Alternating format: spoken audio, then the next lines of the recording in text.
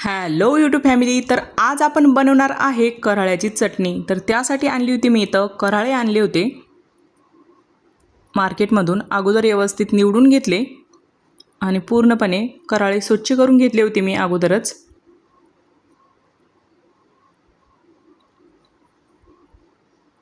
नंतर इथं कराळ्याच्या चटणीसाठी लागणारं साहित्य: कराळे, शेंगदाणे, लसण आणि लाल मिरची. नंतर इकडं कढाई तापायला ठेवायची. नंतर घालायचे कराळे आणि व्यवस्थित खमंग असे आपल्याला हे कराळे इथं 10 ते 15 मिनटं भाजून घ्यायची आहे. कराळ्याचा सुगंध यायला लागला की समजायचं की आपला कराळा व्यवस्थित भाजला गेला.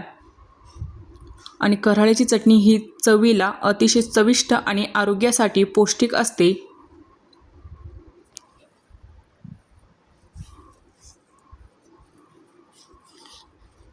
आणि इथं मी 10 ते 15 मिनटं कराळे व्यवस्थित भाजून घेतले होते.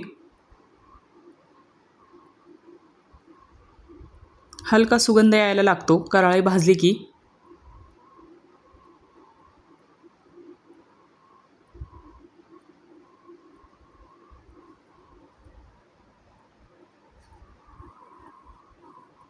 नंतर घ्यायचे कराळे एका प्लेटमध्ये काढून घ्यायचे.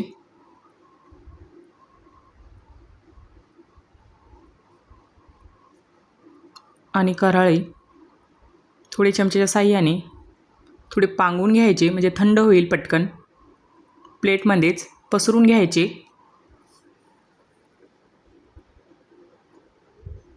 नंतर इकडं त्याच कढाईमध्ये शेंगदाणे घालायचे. शेंगदाणे पण आपल्याला इथं भाजून घ्यायचे आहे.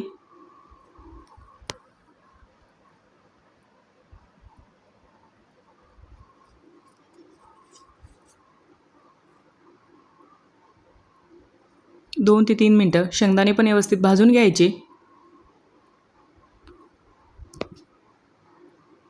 नंतर शेंगदाणे पण काढून घ्यायचे. नंतर त्याच कढाईमध्ये मिरच्या घालायच्या. मिरच्या पण आपल्याला इथं व्यवस्थित भाजून घ्यायच्या आहे. लाल मिरच्या, तुम्ही इथं लाल तिखट पण वापरू शकतात, पण माझ्याकडे लाल मिरच्या होत्या म्हणून मी इथं लाल मिरच्या वापरल्या.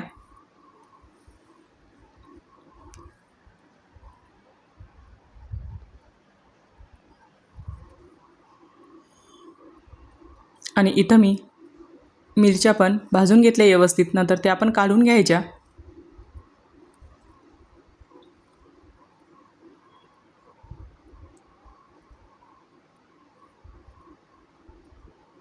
कराळं शेंगदाणे आपण भाजले होते त्यामध्येच मिरच्या घालायच्या. आणि हे सर्व मिश्रण थंड होऊ द्यायचं.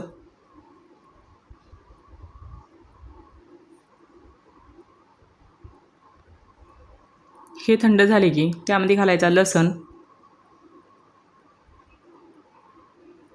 नंतर चवीनुसार मीठ घालून घ्यायचं.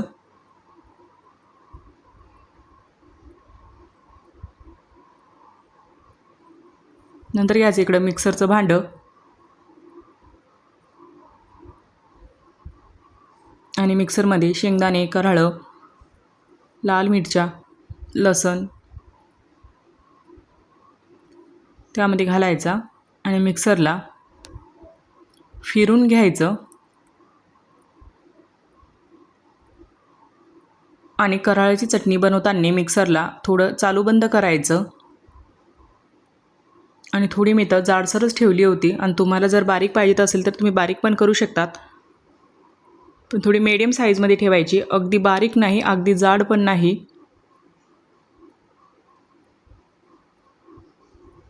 आणि इथं आपली अशी कराळ्याची चटणी तर तयार झाली होती. नंतर एका प्लेटमध्ये काढून ठेवली.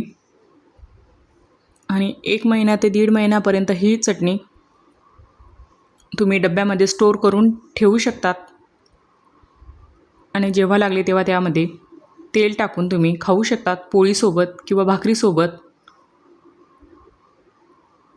आणि तुम्हाला ही कराळी चटणी कशी वाटली कमेंटमध्ये मला नक्कीच सांगा.